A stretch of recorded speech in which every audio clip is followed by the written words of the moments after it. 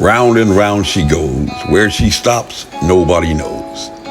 It's the game theory for the casino gambler favorite, roulette. But a gambler knows that if you pick a number, any number, your odds of winning are only 2.63% at the roulette table. And if you bet on a color, any color, your chances of winning increase to 43.67%. If you want to win at roulette, do the math.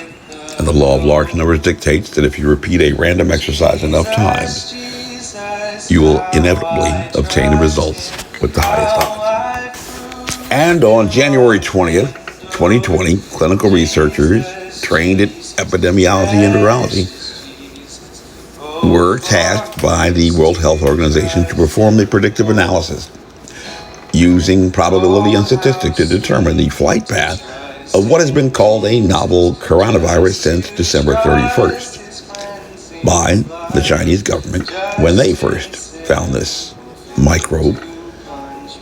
And they traced it from its origination point in an animal market in Wuhan, the center of a metropolis of 8 cities in the Hubei province in the center of mainland China. The assumption was that a novel coronavirus would require a human host to depart that region, and if bound for an international location, the most efficient means of travel would be by air.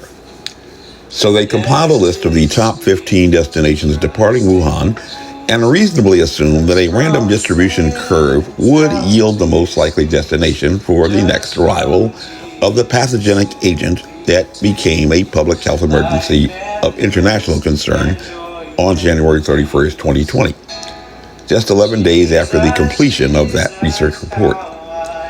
And when a microbe displays a capacity not only to escape a quarantine, but also to engage in patterns of evasion that enable it to avoid the top 15 destinations of outbound travelers from the central mainland of China, it is foreseeable that you may have an international public health concern. Having identified a significant event that had the potential to present an imminent threat to others around the World Health Organization did exactly what a reasonable and responsible person would do in that situation, alerting other health professionals with a general warning order so that they could commence a planning process themselves and begin preparations. But also they assembled a team of investigators to search for clues at the point of origin.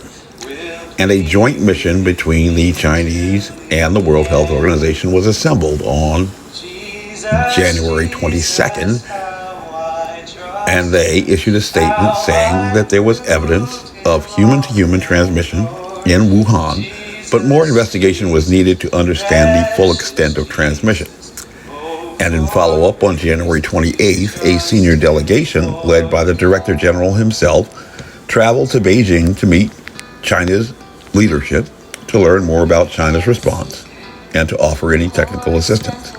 While in Beijing, the World Health Organization organized, in cooperation with the Chinese government, an international team of leading scientists that would travel to China from February 16th to February 24th on a mission to better understand the context, the overall response, and exchange information and experience regarding a public health emergency of international concern that would be elevated to a pandemic on March 11th. As of April 27th, all of this information is now available on the timeline that was published on the World Health Organization website. And disregarding the fact that the information has now determined that it took the Chinese until December 31st to raise concerns about a public health emergency about which it was aware as early as November 17th, all government agencies appear to be functioning exactly as would be expected under the circumstances, with few exceptions. However, the deviant travel profile of the pathogen after departing Wuhan has never been explained or emphasized by the World Health Organization, and since March, they have refused to respond to inquiries. Similarly, around the same time in March, Senator Mark Warner, the ranking Democrat on the Senate Select Committee for Intelligence, was made aware of this deviation in an intelligence report prepared by our campaign, and he too has refused to respond with regard to this detail that was hidden in open view buried in a reference link to a footnote in the World Health Organization preliminary report, which was published on January 23rd.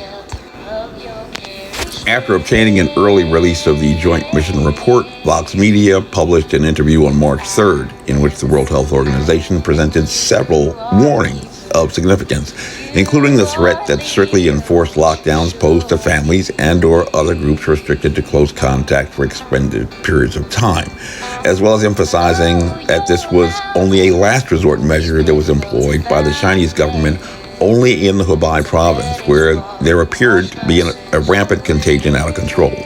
The full report is now available on a link attached to the World Health Organization timeline, where not only these warnings are issued, but also, surprisingly, finding that the Chinese government had provided a broad grant of discretion to local government leaders to adjust their responses to the crisis based upon its presentation in their locations, similar to the response adopted by the Japanese government, which today announced that it had resolved its crisis. However, of greater concern from a public health policy perspective is that in Wuhan, it was determined that families were the primary drivers of the spread of infection in Hubei province. Families living in close quarters for extended periods of time, generally consisting of less than 4 people, suggesting not a casual contact communication, but rather a cumulative critical mass threat model. But it is of far greater national security concern that in the metropolis of Wuhan, that it was not urban dwellers who experienced the highest incidence of infection and mortality, but rather those residing on farms in the more rural areas, raising serious questions as to exactly how a biological pathogen might be able to effectuate that outcome without human manipulation, because the fact pattern simply defies the odds. My name is Major Mike Webb, and I am running for U.S. Congress with liberty, honor, and excellence. By God, we shall make America great again. Honest. Because I am a seeker, and you are a keeper. You are a leader, won't you show me the way? This advertisement was authorized by Mike Webb.